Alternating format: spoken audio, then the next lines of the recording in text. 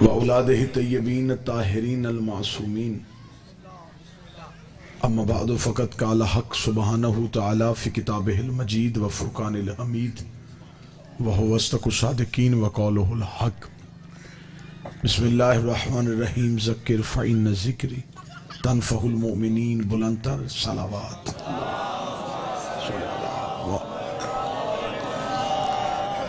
دعا ہے شہزادی کے کونین کے صدقے سے باعزت دہلیز پہ آئے ہوئے ہر صاحب عزت کی عزت کو میرا مالک محفوظ فرمائے، بانیان کے، حاضرین کے، ذاکرین کے رزق معرفت میں اور رزق ولایت میں اضافہ فرمائے۔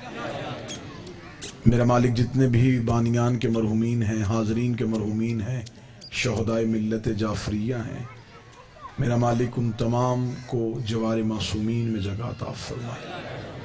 جو اولاد کے متمنی ہیں جناب سید نسیم عباس اور سید تنویر عباس، میرا مالک ان کے علاوہ جتنے بھی لوگ اولاد کے خواہش مند ہیں انہیں نیک کامل الخلقت فرزند عطا فرما، مالک کے ظہور میں تعجیل فرما، مولا کے لشکر میں شامل ہونے کی توفیق عطا فرما، دعائیں قبولیت تک پہنچائیں، سہارا درود کریں اور بلند آواز سے صلوات پڑھیں۔ اللہم صلی علی محمد و اجازت ہے ذکر شروع کیا جا سکے۔ مذہب اسلام کے سارے فرقوں میں سے واحد مکتب جعفریہ ہے جو مدلل بھی ہے اور مہذب بھی ہے۔ ہمیں فخر ہے کہ ہمارے مذہب کی ہر چیز قرآن سے ثابت ہے۔ یہ واحد مذہب ہے جو دلیل کا مذہب ہے۔ ہم کسی سے محبت بھی کرتے ہیں تو دلیل سے، کسی سے نفرت بھی کرتے ہیں تو دلیل سے، نہ مرضی سے محبت ہے نہ مرضی سے نفرت ہے۔ چلیں بات اور آسان کر دیتا ہوں، یہ واحد مذہب ہے جو روایتوں سے نہیں چلا، قرآن کی آیتوں سے چلا۔ بسم اللہ سے ہمارے ہاں یہ نہیں دیکھا جاتا کون کہہ رہا ہے، ہمارے ہاں یہ دیکھا جاتا ہے کس معصوم نے کہا۔ جو اہل علم، اہل مطالعہ لوگ بیٹھے ہیں وہ اگلی سطر کو ضرور سمجھیں گے۔ ہمارے مذہب میں قطعاً یہ گنجائش نہیں ہے کہ نوکر جگانے کے لیے آئے، جملہ اچھا لگے تو اذان بدل دی جائے۔ چلے جو خاموش بیٹھے ان کے لیے سطر تبدیل کرتا ہوں، میرے مذہب میں قطعاً گنجائش نہیں کہ جنگ کے قیدی لا کے کھڑے کیے جائیں، کھڑے ہونے کا انداز اچھا لگے تو نماز کا طریقہ بدل دیا جائے۔ ہمارے ہاں بادشاہوں کے کردار کا نام اسلام نہیں، محمد و آل محمد کے کردار کا نام اسلام۔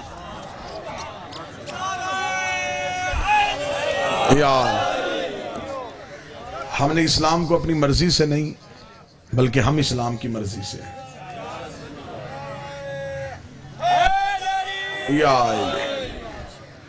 ہمارا سب سے پہلا شیعت کا عقیدہ، عقیدہ توحید، لوگوں میں سے سب سے بہتر،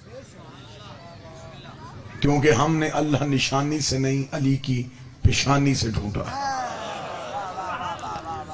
علی کے جھکتے ہوئے سر نے بتایا ہے کہ سجدہ کس سے ہو رہا۔ ہمارا عقیدہ توحید سب سے بہتر، ہمارا عقیدہ توحید سب سے جدا۔ ہم اللہ کو وحدہ لا شریک سمجھتے ہیں، بے مثل و بے مثال سمجھتے ہیں، خالق کون و مکان سمجھتے ہیں۔ ہم نے اللہ کو بھی مانا ہے تو حجت کے ذریعے سے، ہم نے اللہ کو بھی مانا ہے تو معصوم کے ذریعے سے، کیونکہ دیکھنے میں وہ آتا نہیں، سمجھنے میں وہ آتا نہیں، سونگ وہ سکتے نہیں، وہ اللہ حواس خمسہ میں سے کسی ایک حص میں بھی نہیں آتا۔ آل محمد نے ہمیں بتایا کہ اللہ ہے۔ لوگوں کے توحید ماننے کے طریقے اور ہیں، ہمارے اللہ ماننے کا طریقہ اور ہے۔ لوگوں نے اللہ کو مانا تو نشانیوں سے ماننا، نہ اللہ دکھائی دیا نہ اللہ سنائی دیا۔ جب ہم نے ان سے پوچھا کہ تم نے اللہ کو کیوں مانا، انہوں نے کہا چند نشانیاں بتاتی ہیں کہ اللہ ہے۔ ہم نے کہا وہ کون سی نشانیاں ہیں؟ انہوں نے کہا سورج نکل کے بتاتا ہے اللہ ہے، ہوائیں چل کے بتاتی ہیں اللہ ہے، بارش برس کے بتاتی ہے اللہ ہے، رزق تقسیم ہو کے بتاتا ہے اللہ ہے۔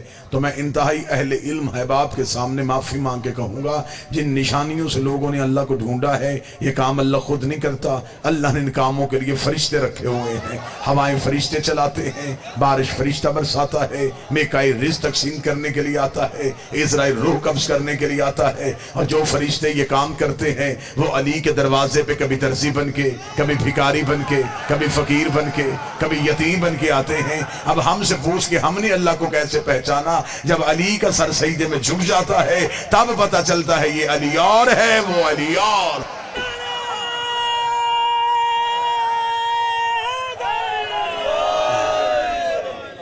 متوجہ صاحب؟ سب سے پہلا عقیدہ ہمارا سب سے جدا، سب سے جدا، ہم نے اللہ مرضی سے نہیں، ہم نے آل محمد سے عقیدہ توحید لیا۔ کرسی پہ بیٹھنے والے کو ہم اللہ نہیں سمجھتے۔ بروز حشر ہوگا، تخت ہوگا، تخت پہ کرسی ہوگی، معاذ اللہ ثم معاذ اللہ، اللہ کرسی پہ بیٹھے گا۔ اس کا مطلب کہ اللہ کرسی پہ ہے اور جہاں حساب لیا جا رہا ہے وہاں نہیں۔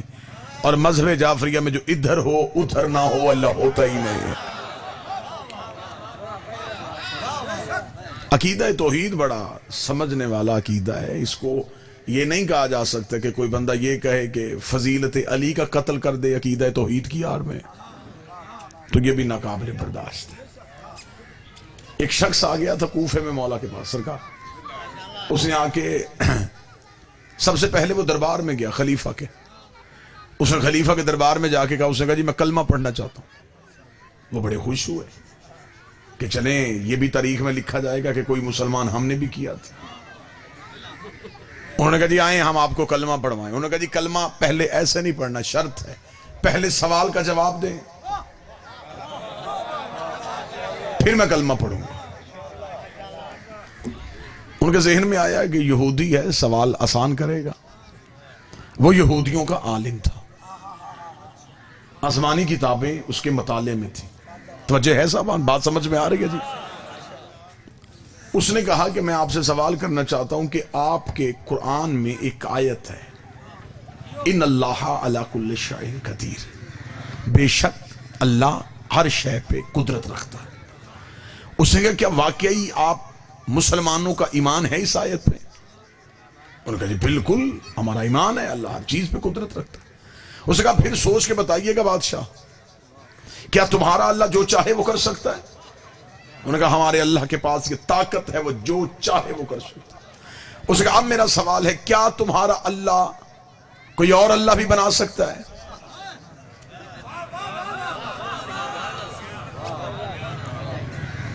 اب بادشاہ خاموش، اگر کہے نہیں بنا سکتا تو وہ کہے گا وہ کل شیء قدیر کیسا، اگر کہے بنا سکتا ہے تو وہ کہے گا وہ وحدہ لا شریک کیسا۔ یہ بات تاریخ کی بات ہے، میں پوری ذمہ داری کے ساتھ آپ کو کیا تمہارا اللہ کوئی اور اللہ بنا سکتا ہے؟ بادشاہ خاموش ہو۔ اس نے وہ درباری مولویوں کو بلایا جو سرکاری خزانے سے تنخواہ لیتے تھے، جنہیں اسی کام کے لیے رکھا گیا تھا کہ دین دینا ہے علی کے بغیر۔ تم نے ہر سوال کا جواب علی سے نہیں پوچھنا، اپنی مرضی سے دین دینا۔ انہیں بلایا گیا، انہوں نے کہا جی یہودی سوال کر رہا ہے۔ انہوں نے کہا کیا سوال ہے؟ انہوں نے کہا یہ سوال کر رہا ہے کہ تمہارا اللہ کوئی اور اللہ بنا سکتا ہے؟ وہ جو علماء کی ٹیم تھی وہ پریشان ہوئی، انہوں نے کہا جی اسے 3 دن کا ٹائم دیں، 3 دن میں ہم جواب ڈھونڈتے۔ بادشاہ نے کہا اگر ابھی دینا ہو، انہوں نے کہا پھر علی کو بلانا پڑے گا۔ اگر ابھی اسی موقع پہ جواب چاہیے تو پھر علی کو بلانا پڑے گا۔ اس کا نہیں، علی سے سوال کا جواب نہیں لینا، ہم نے خود سوال کا جواب۔ انہوں نے کہا پھر 3 دن کی مہلت دے، کچھ دیکھتے ہیں، کچھ سوچتے ہیں، کچھ جواب تو نکال لیں گے۔ 3 دن کی مہلت ہو گئی، تیسرے دن کو وہ یہودی سب سے پہلے دربار میں آ گیا۔ اس نے آ کے کہا جی ہاں جی سوال کا جواب دیا جائے، توجہ صاحبان مکمل رکھیے گا۔ بادشاہ نے علماء کو بلایا، ہاں بھائی اس کے سوال کا جواب تیار ہے؟ انہوں نے کہا جی بالکل تیار ہے۔ اب جو بندہ ذہنی طور پہ مجلس میں ہے وہ جملے کا لطف لے گا۔ کیا جواب ملا؟ انہوں نے کہا اس کا جواب یہ ہے کہ اسے قتل کیا جائے گا۔ بات سمجھ آئی ہے یا نہیں آئی؟ اس یہودی کو قتل کیا جائے گا۔ بادشاہ نے کہا کس جرم میں؟ انہوں نے کہا توہین مذہب کے جرم میں، اس نے ہمارے اللہ کی توہین کی ہے۔ یہ ہم سے آگے پوچھ رہا ہے کہ تمہارا اللہ کوئی اور اللہ بنا سکتا ہے، تو لہٰذا اس نے توہین مذہب کی ہے، عقیدہ توحید کی توہین کی ہے، اس کا سر تن سے جدا کیا۔ بادشاہ کو جب مولویوں نے فتویٰ دے دیا تو پھر اس کو گھبرانے کی ضرورت ہی نہیں. اس نے جلاد کو اشارہ کیا, جلاد نے تلوار نیام سے کھینچی, اس کی گردن پہ تلوار آئی, تلوار کا آنا تھا, اس نے کہکا لگایا. بادشاہ نے کہا تجھے موت سے ڈر نہیں لگتا؟ اس نے کہا موت سے زیادہ تیری بے بسی پہ مسکرا رہا ہوں. کیوں؟ اس نے کہا میں مر رہا ہوں, سوال زندہ ہے. کتنا اچھا ہوتا تو یہ موت سوال کو دیتا. میں مر رہا ہوں, سوال میرا زندہ ہے. ابھی تو میری لاش دربار سے باہر پھینکے گا, لوگ پوچھیں گے اسے کیوں مارا, تو وجہ بتائے گا. وہ وجہ ایک کان سے دوسرے کان میں جائے گی, دوسرے سے تیسرے میں جائے گی. ایک دن میرا سوال مذہب بن جائے گا, میں اس مذہب کا بانی ہو جاؤں گا. تو نے مجھے ہمیشہ کر کے زندہ کر دیا. بات سے پریشان ہو گیا. اس نے جلال سے کہا تلوار ہٹا, یہ تو مزید بدنامی ہوگی. تلوار ہٹ گئی. اس کا پھر مجھے سوال کا جواب دو. دو علموں کے درمیان ہوں, حوالے کے ساتھ, تاریخی ذمہ داری کے ساتھ گفتگو. آخر اپنی ندامت کو چھپانے کے لیے حکومت وقت نے یہ فیصلہ کیا کہ ہم اس آیت کو قرآن سے نکال لیتے. علی کے دروازے پہ نہ گئے, قرآن سے آیت کو نکالنے لگے. آیت پہ چھری چلنے لگی تھی, یا دربار کے کونے سے ایک بوڑھا جوان اٹھ کے کھڑا ہو گیا. 4 یا 6 ہاتھ اٹھے ہیں. میں نے بوڑھا جوان کہا, بندے پریشان ہو گئے. اس نے کمر سیدھی کی, منا اہل بیت کا تمغہ اس کے سینے پہ سجا ہوا تھا.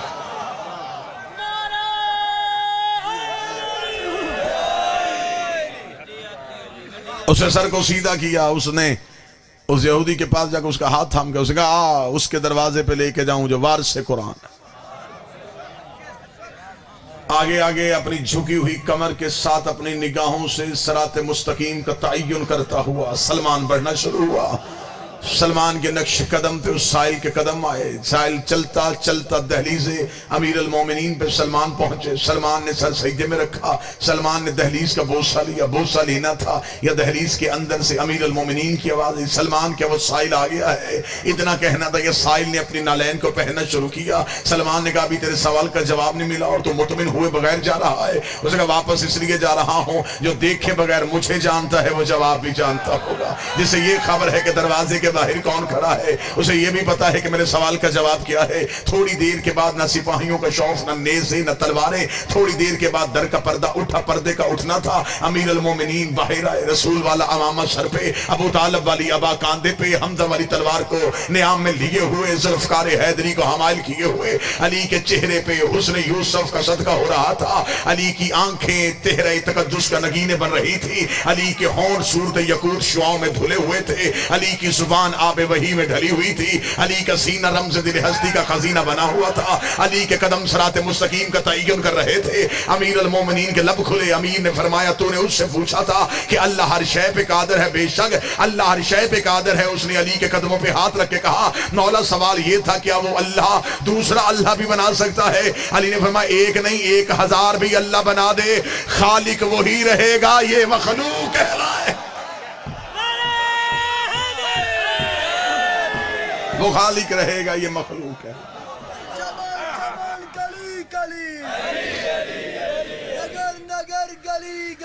یا علی جدر جدر ہوا چلی, ولی ولی وسی وسی, علی نعرہ حیدری, یا علی یا متوجہ سامان مکمل. لہذا ہم آل محمد کو اللہ نہیں سمجھتے, ہم انہیں مظہر پروردگار سمجھتے. بات سرکار بڑی آسان کروں گا, بڑی میٹھی گولی, جیسے کسی کو کوئی تکلیف نہ ہو. آسان کرنے لگا ہوں جملہ, کوئی مشکل لفظ نہیں, کوئی کتاب کا مشکل حوالہ نہیں. وہ یہاں آ نہیں سکتا تھا, ہم وہاں جا نہیں سکتے تھے. بابا جی اس نے انہیں درمیان میں رکھ دیا. اللہ بندے حجت, یہ اس سے لے کے ہمیں دیتے ہیں, ہماری دعائیں اس تک پہنچاتے ہیں. یہ بھی نہیں ہے, وہ بھی نہیں. جو یہاں سے دیکھتا ہے اسے اس جیسے لگتے ہیں, نہیں، میرا خیال ہے یہ بات زیادہ فلسفی ہو گئی تھی، میں بات آسان کر دیتا ہوں.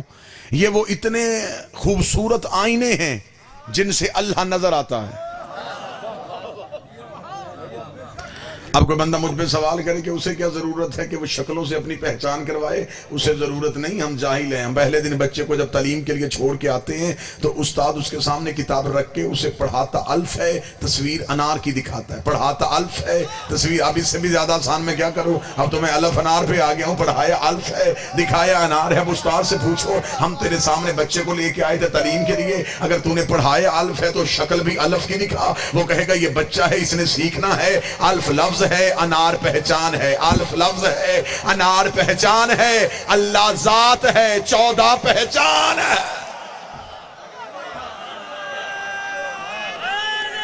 یا اللہ ذات ہے، 14 پہچان. اور آسان کر دیتے، زمین پہ سورج نہیں آتا، سورج کی کرنیں آتی. کرنیں سورج نہیں، سورج کا اثر ہے. 14 اللہ نہیں، اللہ کا اثر. کرنیں سورج سے ظاہر ہوتی ہیں اور سورج میں. اب دیکھیں اس وقت سائبان ہیں اور کناتے ہیں. مجھ سے کوئی بھی پوچھے کہ اس وقت یہ کیا وقت ہے، میں کہوں گا دن ہے. وہ کہے گا تو نے سورج تو دیکھا نہیں، کیسے کہہ دیا؟ میں نے کہا روشنی دلیل ہے کہ وہ ہے. روشنی دلیل ہے کہ وہ ہے. ابھی روشنی چلی جائے گی، پتہ چل جائے گا کہ سورج چلا گیا ہے. اس کا مطلب جب تک روشنی ہے تب تک دلیل ہے کہ سورج ہے. اس لیے کہ روشنی سورج پہ دلیل ہے. دلیل کو کہتے ہیں عربی میں حجت. یہ آل محمد ہیں اللہ کی حجت، یہ دلیل ہے کہ اللہ ہے.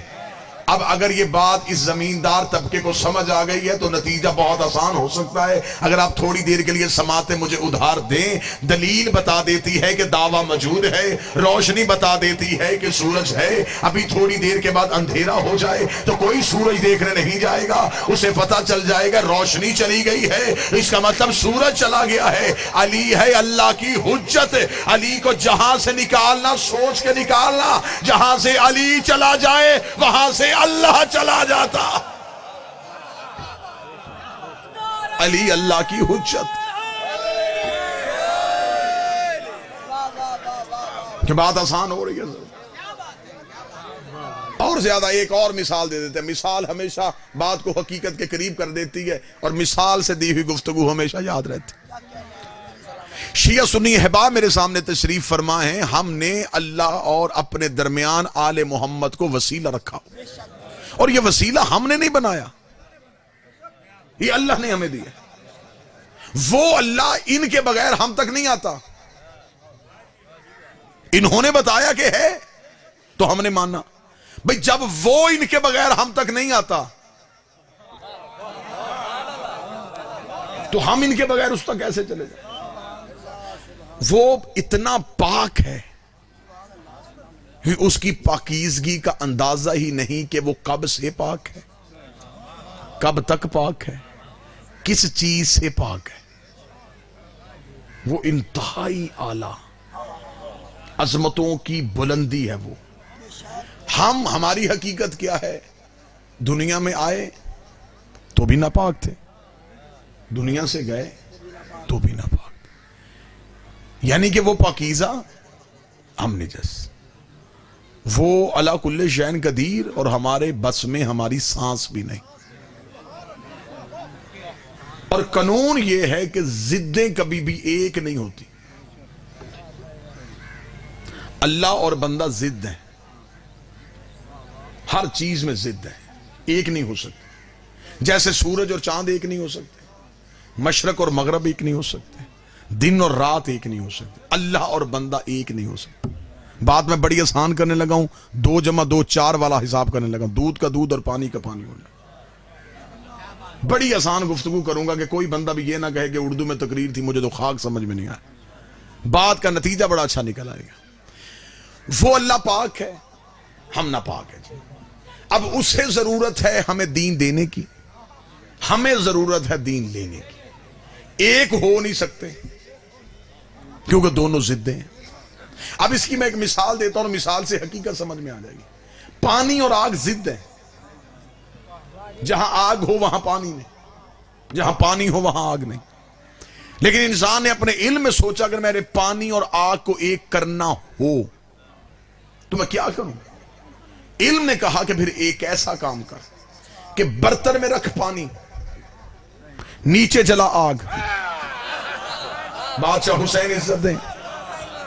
آگ اپنا اثر پانی کو دے گی، پانی آگ کو بجھائے گا نہیں، کیونکہ درمیان میں برتن ہوگا وسیلہ. اس کا مطلب کہ علم نے بتا دیا کہ وسیلہ ہو تو ضدیں ایک ہو جاتی ہیں، درمیان میں اگر وسیلہ ہو تو ضدیں ایک ہو سکتی ہیں. اب وہ برتن اتنا امین تھا کہ اس نے آگ کا اثر اپنے پاس نہیں رکھا. جتنا اثر اسے آگ نے دیا، جتنا پانی کو چاہیے تھا اس نے پانی کو پہنچا دیا. اس کا مطلب ہے کہ وسیلہ امین بھی تھا، وسیلہ غاصب نہیں تھا، وسیلے نے پانی کا حق نہیں رکھا. جو بندہ ابھی بھی پریشان ہے اس سے آسان میرے بس میں ہے ہی نہیں.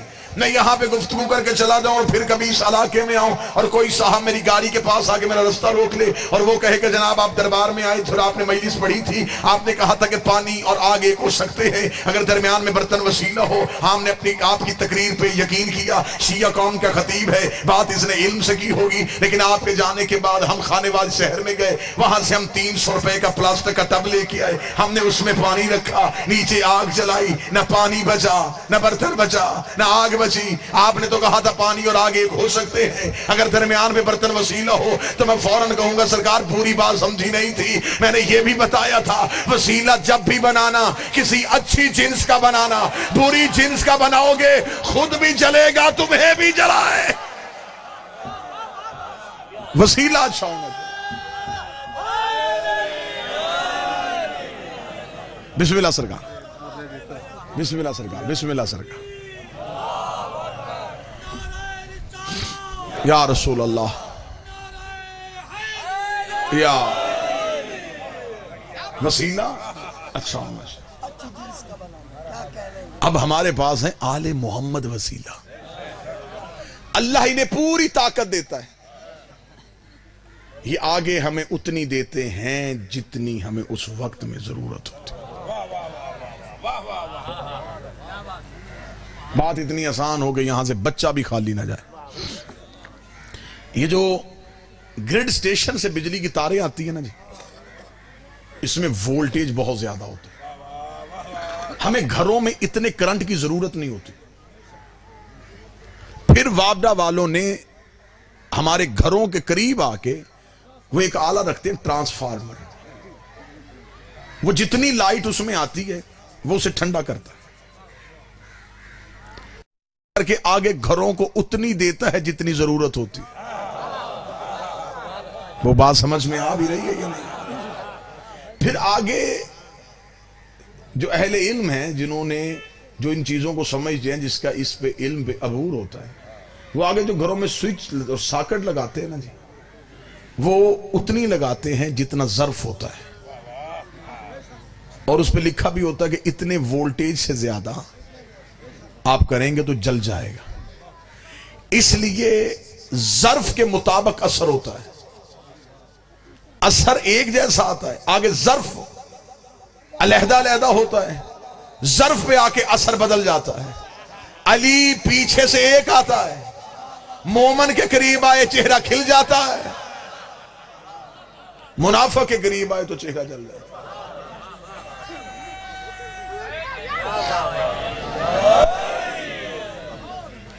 لہذا یہ آل محمد ہمارے اور اللہ کے درمیان وہ وسیلہ ہیں جو ہمیں اللہ تک پہنچاتے ہیں. کوئی ضد نہیں ہے. اگر میرا کوئی سنی بھائی بیٹھا ہوا ہے مجلس میں تو وہ ہمارا مہمان نہیں، وہ حسین ابن علی کا مہمان ہے. یہ اعتراض کی ہے مولوی نے کہ شیعہ مجلسوں میں جاؤ گے تو وہ صحابہ کو معاذ اللہ گالیاں دیتے ہیں اور یہ کرتے ہیں وہ کرتے ہیں، لہذا مجلسوں میں نہ. یہ بہانے ہوتے ہیں. بچپن میں مائیں بچوں کو کہہ دیتی ہیں بیٹا بازار میں شام کو نہ جانا، بھوت ہوتا ہے. وہ سچ مچ ہوتا نہیں، وہ بچے کو ڈراوا ہوتا ہے کہ بچہ ڈر جائے کہ باہر نہیں جانا. مجلسوں میں کچھ نہیں ہوتا. یہ مولوی کا صرف ڈراوا ہوتا ہے کہ یہ مجلسوں میں نہ جائے.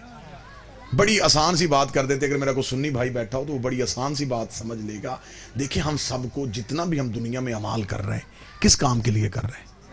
جنت کے. بادشاہ میرے بولنے سے پہلے آپ نے لفظ بول دیا اور یقیناً یہی ہر ایک کی خواہش ہے جنت میں چلا جائے. کچھ ایسا ہو جائے جنت میں چلا جائے. مولوی کے پاس ایک سرٹیفکیٹ ہے جی، وہ جنت کا دیتا ہے. بندے اس کی بات پہ زیادہ یقین کر لیتے کہ مولوی صاحب جو ہیں وہ جمعے کو جمعرات کو لاؤڈ سپیکر میں کہتے ہیں کہ 10 روپے بھی جو مسجد میں بھیجے گا نا وہ جنت میں چلا جائے گا. اور بندوں کو یقین ہوتا ہے کہ مولوی جب کہہ رہا ہے نا تو پھر چلے جائیں گے.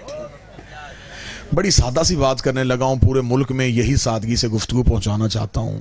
بات صرف اتنی ہے کہ اس علاقے میں بھی کسی بندے نے 5 مرلے بھی جگہ لینی ہو تو وہ پہلے پتہ کرواتا ہے کہ مالک کون ہے. باتیں میں نے یہی کرنی، سوزی میرے ساتھ کوئی نہیں، قصیدے مجھے آتے کوئی نہیں ہے. یہی 2-4 باتیں آپ تک پہنچانی اور آپ کو سلام کر دینا ہے. مالک کون ہے؟ بندہ کسی جگہ کا بڑا پسند ہے، یار یہ جگہ مجھے بہت اچھی لگ رہی ہے، یہ جگہ مجھے لینی ہے. مالک کون ہے؟ کسی نے بتایا جی مالک پاکستان میں نہیں ہوتا، باہر ہے پاکستان سے. شام کو ایک بزرگ نے آ کے دروازے پہ دستک دی. بندے نے دروازہ کھولا. اس نے کہا یار تو وہ پلاٹ دیکھنے گیا تھا، تو نے لینا ہے؟ جی میں نے لینا ہے، لیکن میں نے پتہ کروایا مالک دبئی ہے. اس نے کہا جی میں بیچ دیتا ہوں. آپ مالک ہیں؟ نہیں جی میں اس کا سسر ہوں.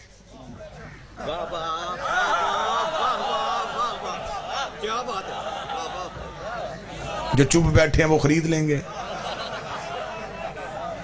پیسے دے سکتے ہیں اسے. آپ کہیں گے جناب رشتہ داری آپ کی بڑی قریبی ہے، بڑی عزت والی رشتہ داری ہے، لیکن آپ مالک نہیں ہیں. آپ کے نام کاغذ ہیں. وہ کہتے ہیں کاغذ اس کے نام ہے لیکن رشتہ داری کی بنیاد میں بیچ سکتا ہوں. وہ کہتے ہیں نہیں جی، رشتہ داریاں گھروں تک ہوتی ہیں، کاغذوں میں آپ مالک نہیں. اب لوگوں کو پتا چل گیا کہ اس نے خریدنی ہے. اگلے دن 3-4 بندے اور دروازے پہ دستک دی. اس بابے کو چھوڑ ہم بیچتے ہیں. آپ مالک ہیں؟ نہیں ہم اس کے یار ہیں. میں تو آپ کے ذہنوں کے قریب ہو رہا ہوں اور آپ اتنا دور ہو رہے ہیں. آپ مجھے بتائیں کہ آپ اس یاروں سے خرید لیں گے؟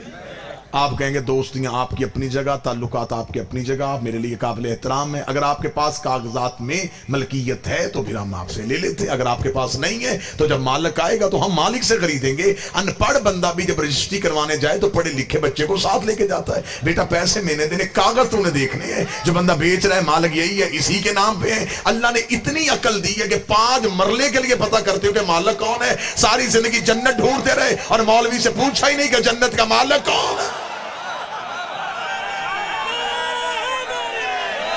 سودا تو کرنا تھا مالک سے، جنت تو لینی تھی مالکوں سے.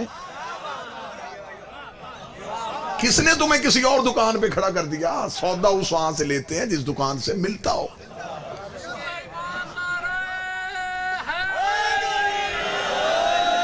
$1.5 کروڑ روپیہ لگا کے بندے نے جیولرز کی دکان بنائی اور بندہ وہاں سے جا کے کہا جی ½ کلو دہی ہے، تو وہ فوراً سمجھ جائے گا کہ بندہ عقل میں نہیں ہے. یہ اس دکان پہ کھڑا ہے جہاں یہ چیز ہے ہی نہیں.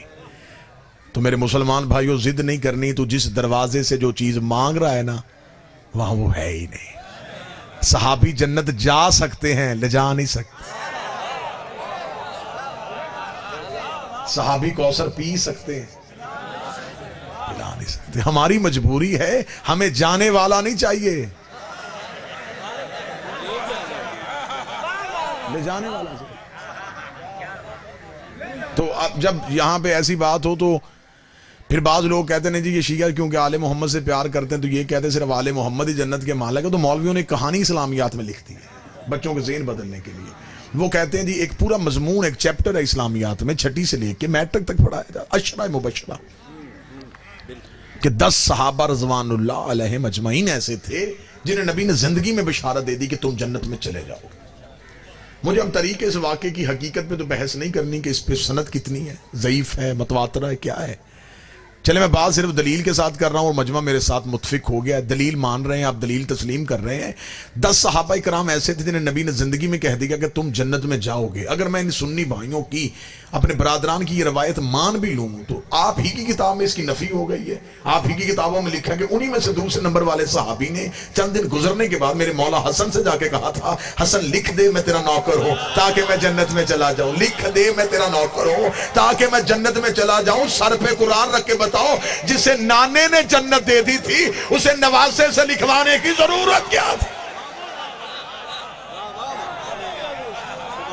اس کا مطلب کہ پھر آپ مان گئے کہ نبی بھی جنت دے دے، لیکن جب تک حسنین کی غلامی کی مہر نہ لگے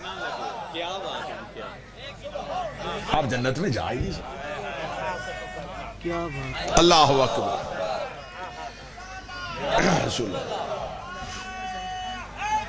یا علی علیہ السلام، زندہ باد، زندہ باد، مردہ باد، مردہ باد۔ اللہم صلی علی محمد و آل محمد۔ لجی بات ختم ہو گئی، پیغام آپ تک پہنچ گیا۔ جس نے بھی جنت کی رجسٹری دیکھنی ہو وہ قرآن پڑھے، بے نامہ پڑھنا ہو تو سورہ دار پڑھے۔ اللہ نے پورا انتقال لکھا ہوا ہے۔ خدا کہتا ہے کہ ہم نے آل محمد کو جزا میں دے دی ہے، جنت بھی، حریر جنت بھی۔ انہوں نے روٹیاں بھیجی تھی، بسم اللہ، اور اللہ نے شکریہ بھی ادا کیا ہے، اور جنت کی رسید آئی ہے قرآن میں، جزا جزا میں دی ہے ہم نے تمہیں، جزا میں۔ اللہ بھی پھر وہ مالک کلام ہے نا، اسے پتا ہے کہ مولوی لفظوں سے پکڑتے ہیں، اس نے بھی گنجائش چھوڑی ہی نہیں، اس نے بھی لکھ دیا میں نے جزا میں دی ہے، عطا میں نہیں، جزا میں دی۔ اب اس بات کو بھی میں مثال سے آسان کر دیتا ہوں۔ میں نے مجلس پڑھنی اور میں اپنے برادر ناظم ممبر سے کہوں کہ حضور مجھے گھڑی عنایت کیجئے گا تاکہ میں وقت دیکھ سکوں کہ میں اپنے وقت کے اندر مجلس پڑھوں۔ انہوں نے مجھے کہا جی ٹھیک ہے آپ یہ گھڑی پہن لیں۔ انہوں نے جو گھڑی مجھے دی یہ ان کی عطا ہے۔ مجلس ختم ہوئی، میں نے مجلس چھوڑی، میرے ذہن میں خیال نہ رہا، میں پنڈال سے نکلا، یہ اگلے ذاکر کا اعلان کر کے میرے پیچھے آئے، گاڑی کے قریب رک کے انہوں نے مجھے بڑی عزت سے سرکار گھڑی آپ کے پاس عطا تھی، واپس ہو گئی۔ اب جہاں سے میں خرید کے لایا ہوں میں 1000 بار بھی اس کے سامنے سے گزروں وہ واپس لے ہی نہیں سکتا، کیونکہ جزا ہے۔ میں نے پیسے دیے، میں نے خرید لی، ہمیں مالک ہو۔ خدا کہتا آل محمد میں نے جنت عطا میں نہیں دی، تم نے قیمت دے کے خرید لی ہے، اب تمہاری مرضی ہے، چاہے بہلول بیچ دے چاہے حسنین بیچ۔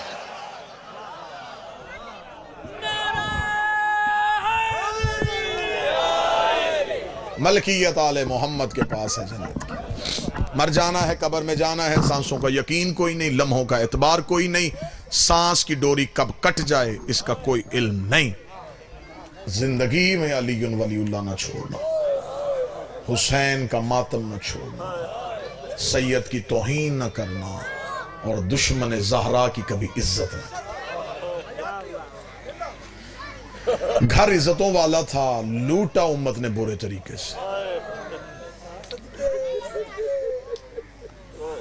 بڑا فضیلت والا گھر تھا، اتنا فضیلت والا گھر تھا جن پہ اللہ درود پڑھتا ہو، جس دروازے پہ پیغمبر اجازت مانگتا ہو، فرشتے جہاں درزی بن کے آتے ہو،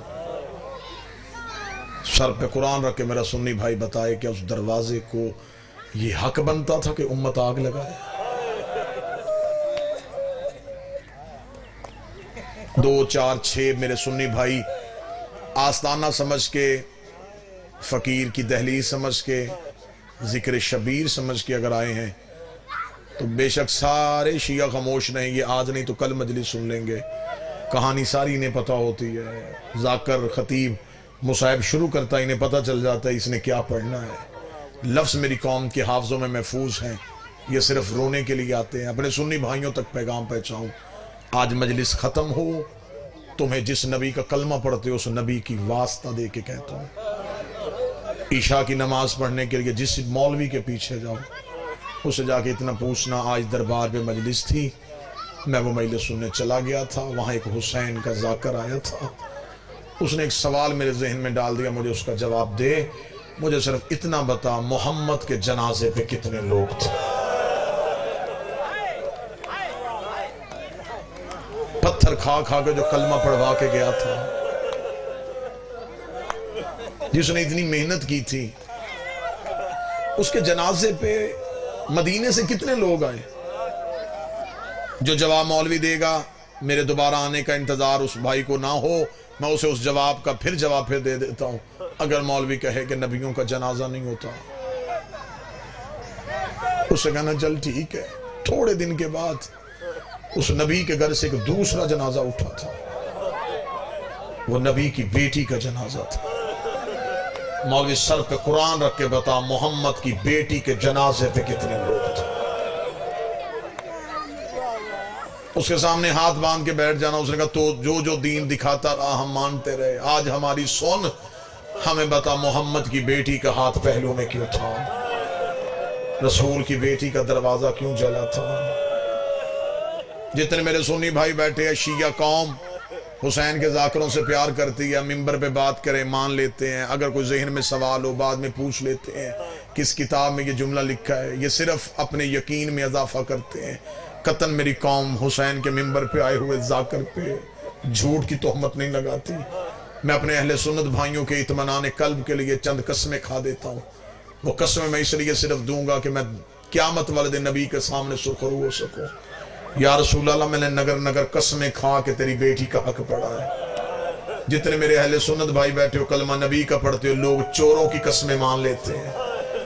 میں حسین کا ذاکر ہوں، تمہارا مہمان ہوں، تمہاری نگری میں آیا ہوں، باوضو ہوں، حسین کے ممبر پہ کھڑا ہوں، مجھے اللہ کی ربوبیت کی قسم، مجھے نبی کی نبوت کی قسم، مجھے علی کی ولایت کی قسم، مجھے حسن حسین کی امامت کی قسم، مجھے زہرا کی عصمت کی قسم، مجھے 14 کی طہارت کی قسم، میں غلط پڑھوں، نبی امت میں سے نہ اٹھائے، علی نوکروں میں سے نہ اٹھائے، حسین ماتمیوں میں سے نہ اٹھائے، میرا شمار یہودیوں کے ساتھ ہو، اتنی بڑی بددعائیں اور قسمیں کوئی نہیں دیتا۔ میں نے اپنے اہل سنت بھائیوں کے اطمینان کے لیے کھائی ہیں، اتنی بڑی قسمیں کھا کے کہہ رہا ہوں قتل ہوئی تھی محمد کی بیٹی، گھر آ کے مارا تھا مسلمانوں نے پیغمبر کی بیٹی کو، دروازہ جلایا گیا تھا رسول کی بیٹی کا، زیادہ سے زیادہ 3 نہیں تو 4 منٹ کی نوکری، بھائیوں کا حکم تھا، حکم کی تمیل ہو گئی۔ اللہ ذاکر خیرات بھٹی کو زبان میں مزید تاثیر عطا فرمائے، رزق میں وسعت عطا فرمائے۔ جتنے رونے آئے ہو اس دربار سے کوئی خالی نہ جائے۔ آدھی رات کو جنازہ اٹھا، اگر مولوی کہے گا تو وہ پاک بی بی کا جنازہ تھا، علی نے خبر نہیں ہونے دی، جنازہ آدھی رات کو اٹھ گیا۔ اس مولوی سے کہنا چل تو نے دوسرا جنازہ بھی چھپا دیا، مجھے بتا اس نبی کے گھر سے ایک تیسرا جنازہ اٹھا تھا، وہ نبی کے بیٹے کا جنازہ تھا۔ بتا مدینے میں تیر مارنے والے کون تھے؟ مدینے میں یہودیوں کے گھر تو نہیں تھے، عیسائیوں کے گھر تو نہیں تھے۔ یار دشمنی زندوں سے ہوتی ہے، نبی کے بیٹے کی میت میں تیر مارے گئے۔ مولوی سے کہنا ہمیں صرف اتنا بتا حسن کے جنازے پہ تیر برسانے والے کون تھے؟ جب مولوی ہر بات چھپا دے، میرا سنی بھائی تمہیں عزتوں والے قرآن کا واسطہ، پھر گھر جا کے سوچنا پہلا جنازہ بھی مسلمانوں نے چھوڑ دیا، دوسرا دروازہ جلا دیا، تیسرے پہ تیر مار دیے، ہائے غربت رسول کے گھر کی۔ پھر اگلا جنازہ اٹھا، نہ کوئی اٹھانے والا تھا نہ کوئی دفنانے والا تھا۔ 3 دن بغیر غسل و کفن کے جنازہ کربلا کی ریت پہ آندھیوں کے تھپیڑوں کے ساتھ حسین کا لاشا بغیر کفن کے پڑا رہا۔ 10 محرم کو شام کو بہن بھائی کی لاش کے قریب سے گزری ہے، بہن کے ہاتھ رسیوں کے ساتھ بندھے ہوئے تھے، رو کے کہتی حسین میرا بڑا جی چاہتا ہے میں ایک بار تیرا آخری بار چہرہ دیکھ جاؤں۔ حسین مجھے آواز دے کے بتا کہاں گھوڑے سے گرا ہے؟ ایک ٹوٹے ہوئے تیروں کے نیچے سے آواز آئی علیہ علیہ یا بنت محمد، محمد کی بیٹی تیرا حسین یہاں ہے، کوئی سید بیٹھا ہو تو مجھے معاف کر دے۔ علی کی بیٹی نے اونٹ کے بیٹھنے کا انتظار نہیں کیا، بی بی اونٹ سے ایسے اتری جیسے گھوڑے سے عباس اترا تھا. بی بی کوہنیوں کے بل چلی, چلتی چلتی پتھروں کے ڈھیر کے قریب آئی. بی بی نے کوہنیوں کے ساتھ پتھر ہٹائے. کوئی عزادار بیٹھا, مجھے جملہ معاف کر دینا. علی کی بیٹی نے پتھر ہٹائے, حسین کی لاش نظر آئی لیکن بھائی کا سر نظر نہیں آیا. روک گئی تھی, آئین آئین راس الحسین, حسین تیرا سر کہاں گیا؟ کٹی ہوئی رگوں سے آواز آئی, میرے سر کا نہ پوچھ, مجھے بتا عین الرضا, زینب تیری چادر کہاں گئی؟ زینب تیرا برقع کہاں گئی؟ اللہ لعنت اللہ.